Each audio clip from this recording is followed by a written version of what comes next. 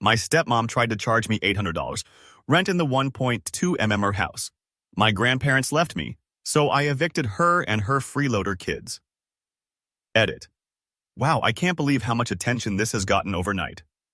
Thank you so much for all your love and support. I'm trying my best to reply to all the questions in the comments, and for those thinking this is a hoax, I wish it was, ha ha ha. I do have proof, but I can't show it due to legal stuff. Edit number 2. If you're curious, I'm a 22-year-old female. My dad's 46, and my stepmom, Tracy, not her real name, obviously, is 43. My stepbro Brandon is 25, and my stepsis Sierra is 21. Of course, those aren't their real names either. Anyway, strap in because this is going to be a long one. Seriously, grab some popcorn because there's a lot to unload. I've been sitting on this for weeks and I need to vent. So, a bit of background first, and trust me, it'll be important later. I lost my mom to breast cancer when I was 8, which, as you can imagine, was really rough. But we got through it, even though my dad was a mess and barely functioning for the first year. Thank goodness for my mom's parents. They're absolute angels. They practically moved in to help take care of me while dad was grieving and trying to keep his business afloat.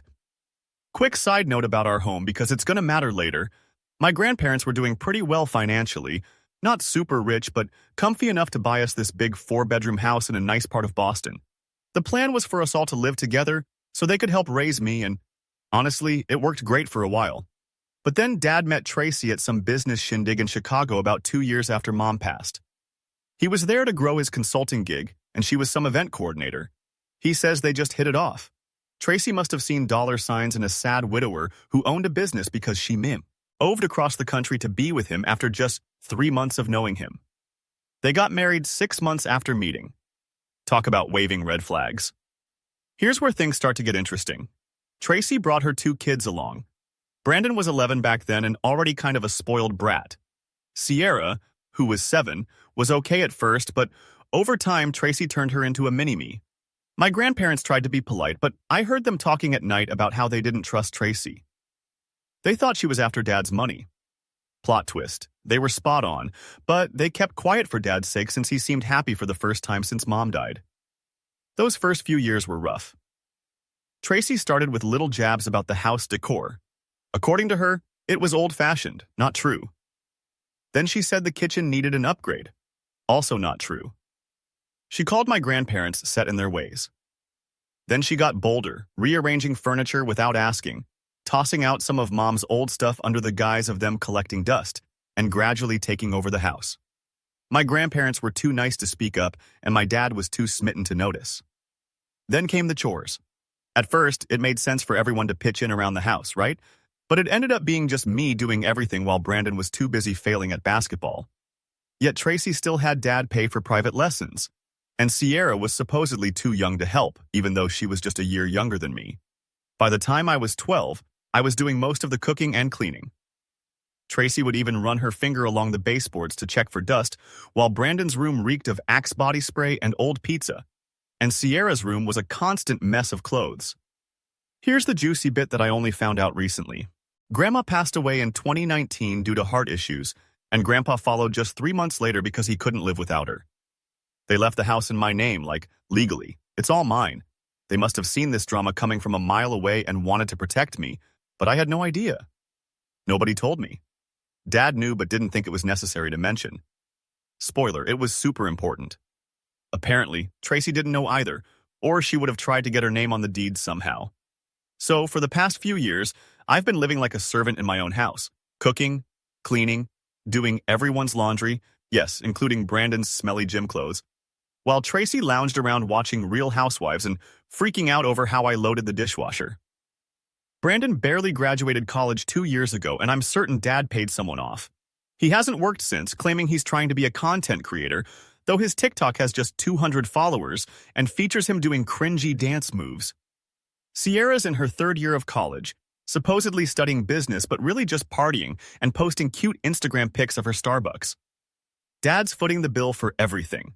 Her apartment near campus, which she hardly uses because she's always home.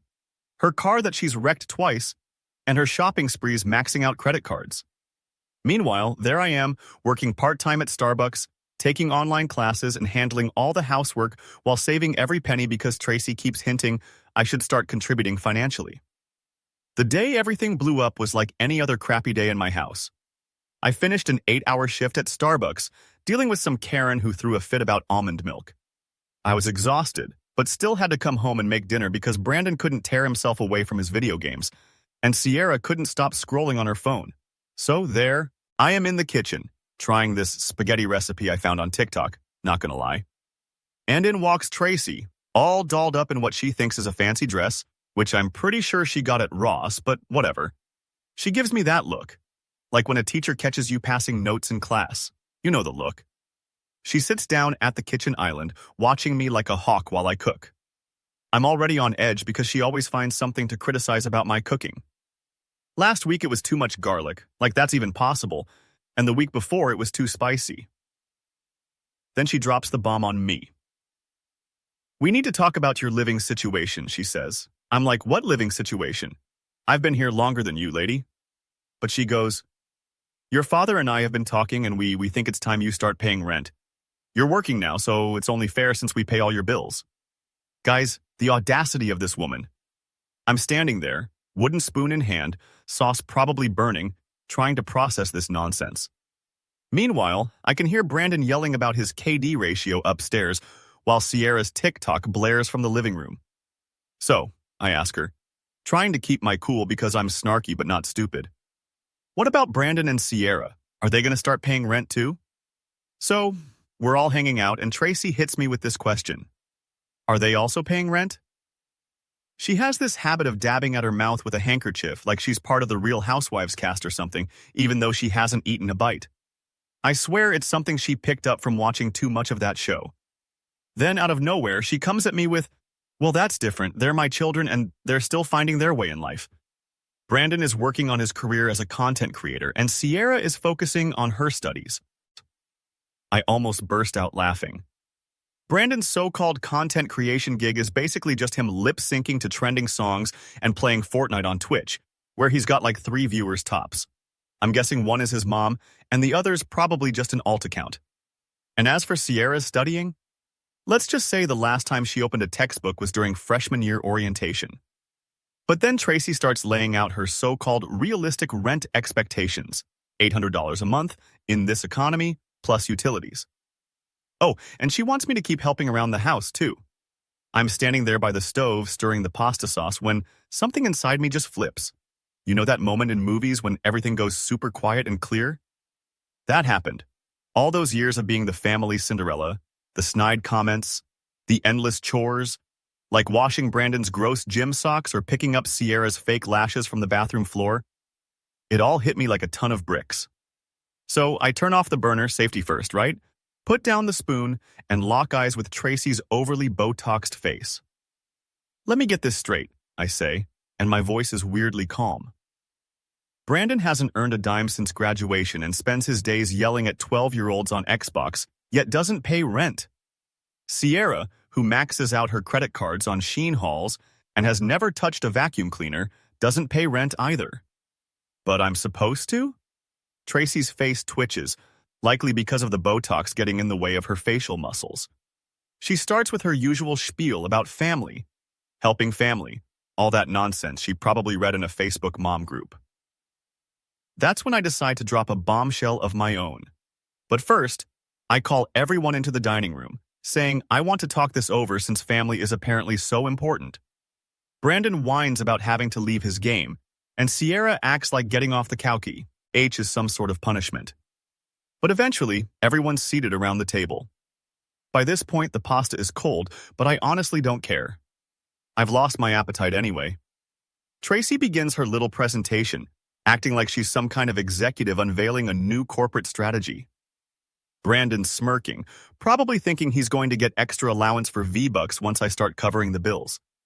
Sierra is capturing every moment on her phone for her little story time because, you know, she loves drama, as long as she isn't the one involved. That's when I let it rip. I'm not paying rent because this house is mine, I announce. Oh man, the silence that followed was golden. I wish I had recorded it. Brandon froze mid-forkful, spaghetti literally falling back onto his plate. Gross, right? Sierra's jaw actually dropped. It was the first genuine expression I'd seen on her since she discovered filters. But Tracy's reaction? Priceless. She looked like a computer stuck on a loading screen. Her brain just couldn't process what I'd said. Then the laughter began. Hysterical, disbelieving laughter.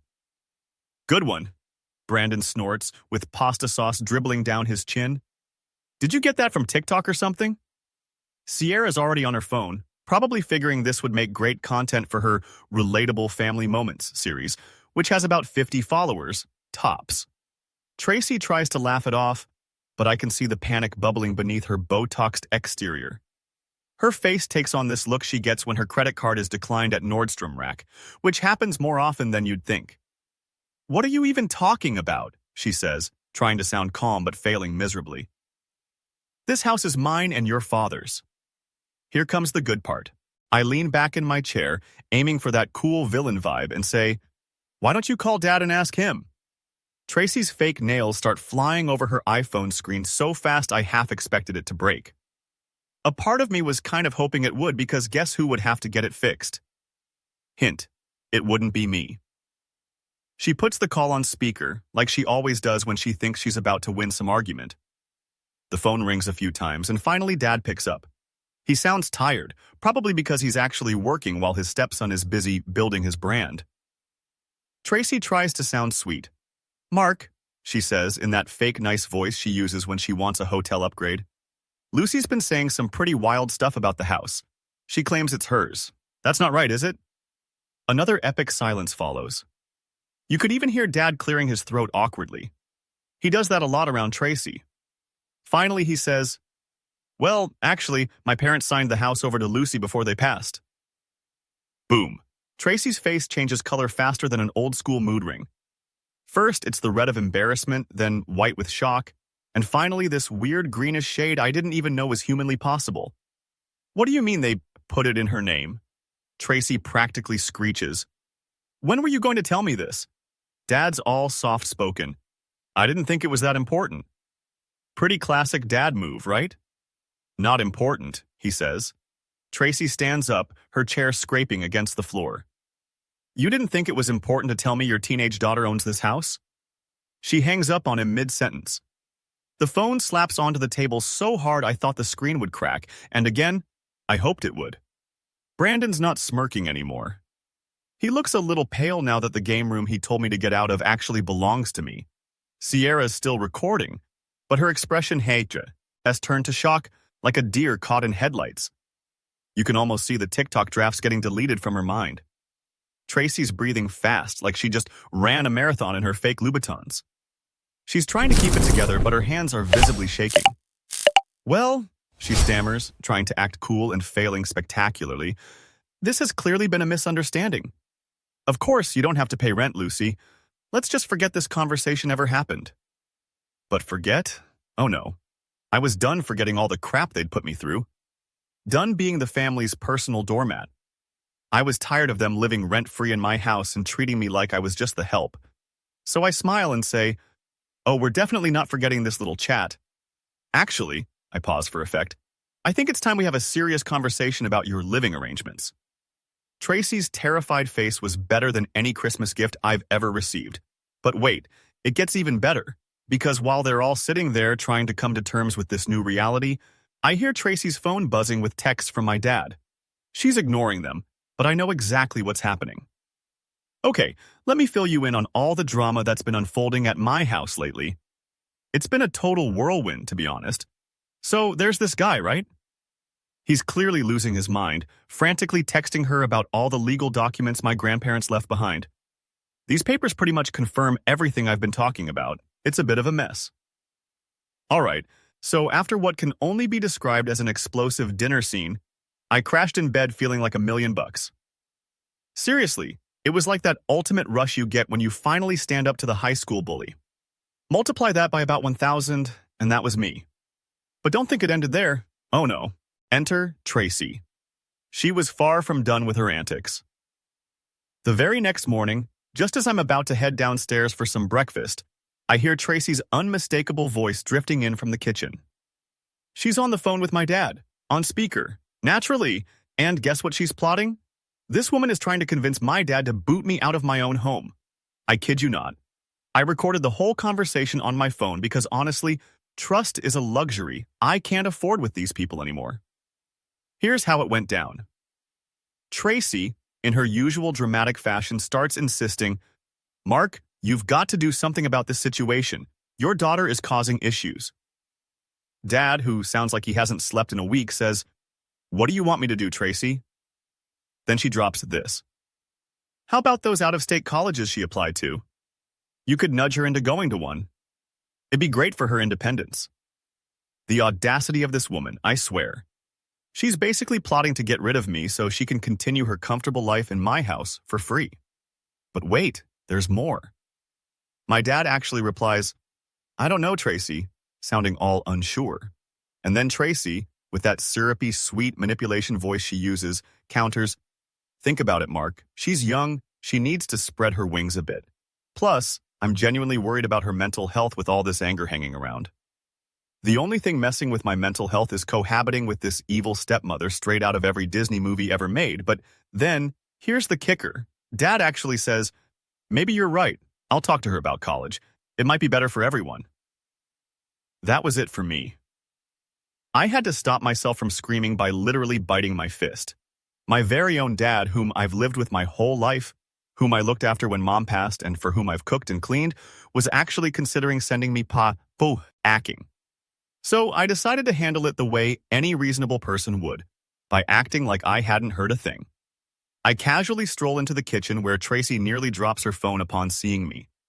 She's still in her silk robe, which is probably fake, just like everything else about her, clutching a world's best mom mug.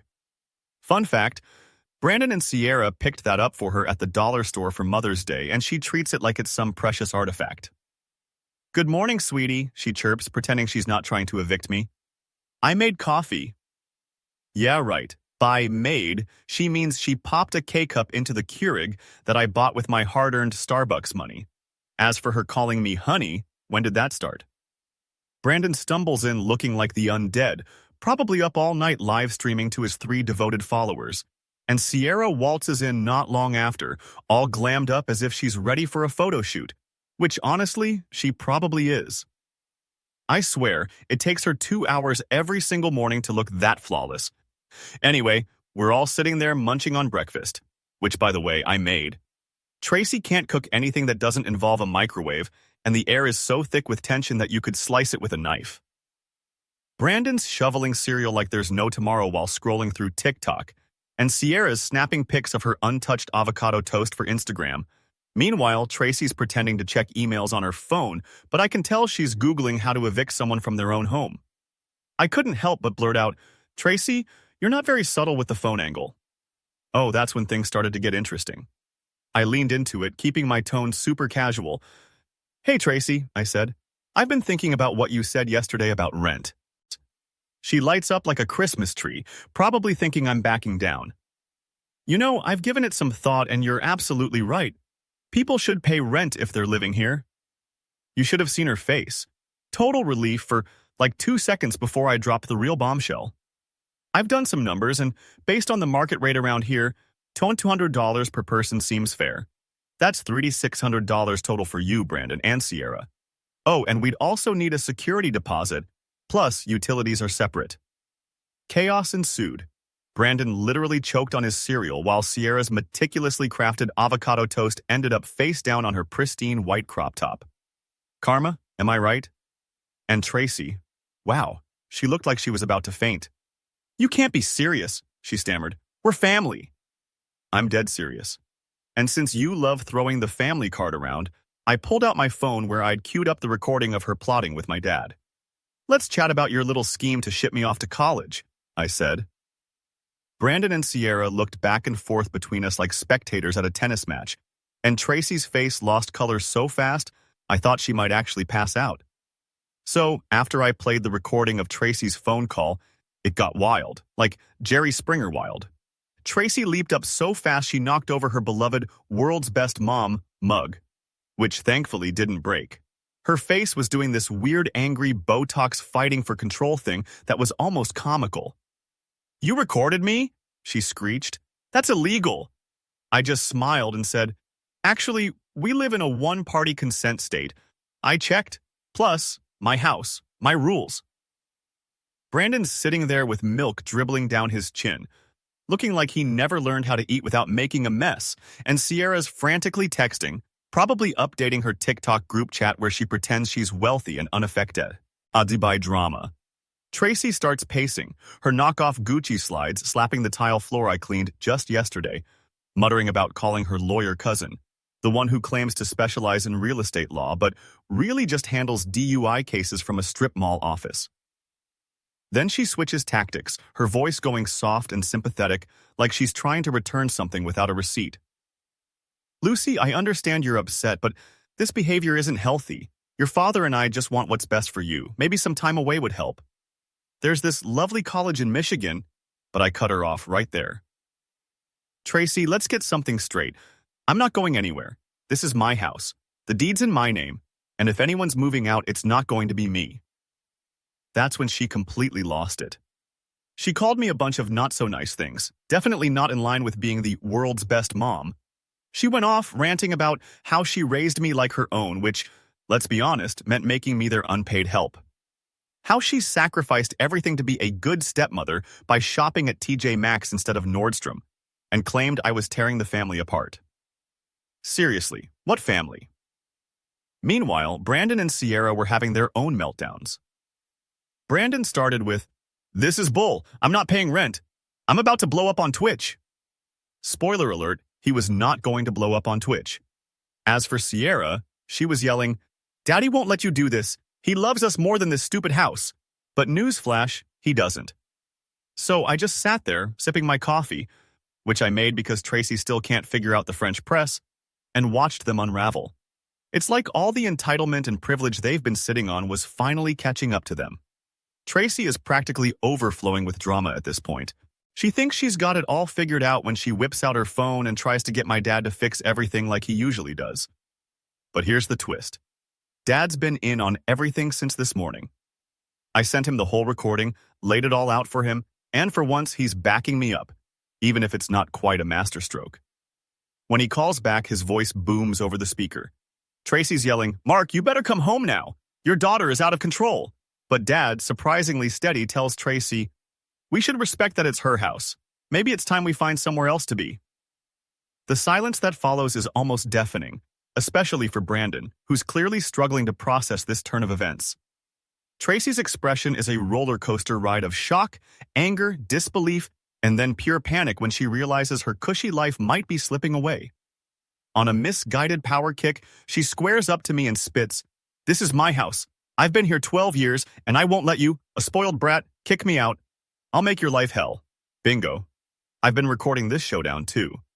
Plus, I've already had a chat with a lawyer. Turns out threatening the homeowner isn't a clever move. Now, remember how I mentioned that legal chat? Best call I ever made. My grandparents did more than just put the house in my name. They set up a whole legal framework, some kind of trust or estate thing I don't fully get, but it means Tracy can't challenge it. My lawyer actually chuckled at Tracy's texts full of bluster. But let's backtrack a bit. The day after Tracy's meltdown, I dropped the hammer. Official eviction notices for everyone, complete with all the legal paperwork. Tracy's face was a picture when she got the news. She tried refusing the papers, but that's not how it works. Thanks, Reddit. Brandon went predictably overboard, throwing his gaming chair down the stairs. And Sai, RA, had a meltdown on Instagram Live, ironically gaining followers in the mayhem. Tracy? Well, she spiraled. She called every attorney in town, but in our small community, word gets around. After a few knockbacks, her reputation preceded her. Even her cousin with a DUI case wouldn't touch it. She tried to drum up sympathy on Facebook, playing the victim of an ungrateful stepdaughter. But one of Mom's old pals, Elise, swooped in with receipts calling out Tracy for years of crap. Side shout out to Elise for saving those receipts. Hero status confirmed. The cherry on top? Tracy's country club friends started distancing themselves fast.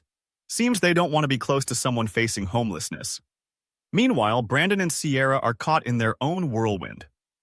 Brandon's finally hit with the reality that being a content creator with 247 followers, mainly spouting off about Fortnite, doesn't pay the bills.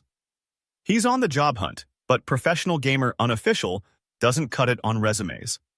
Sierra's sorority buddies found out everything from her not-so-private story, and now they're whispering about how her posh bags might be knockoffs and that her dad's wealth is a sham.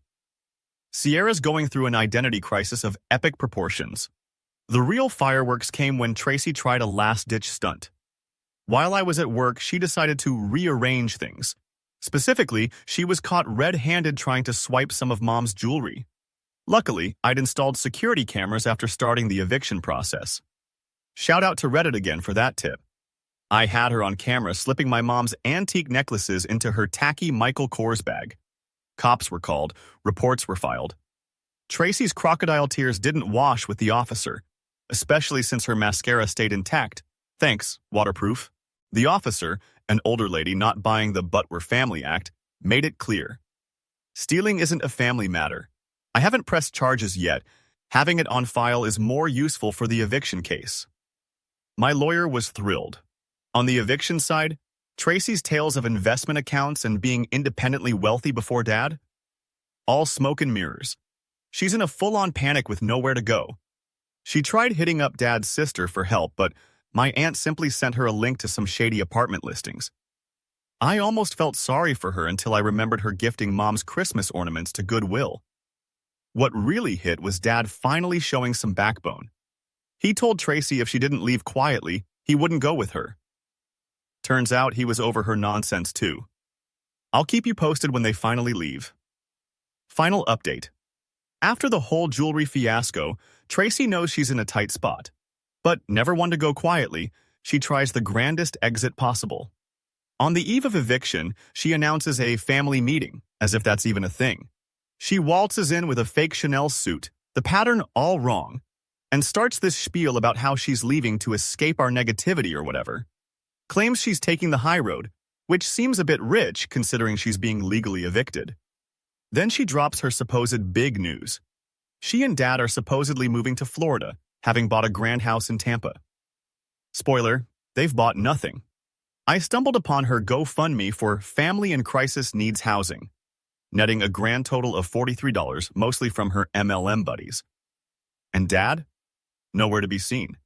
He's holed up in a hotel, understandably drained after witnessing Tracy try to nab his late wife's treasures. But the best part?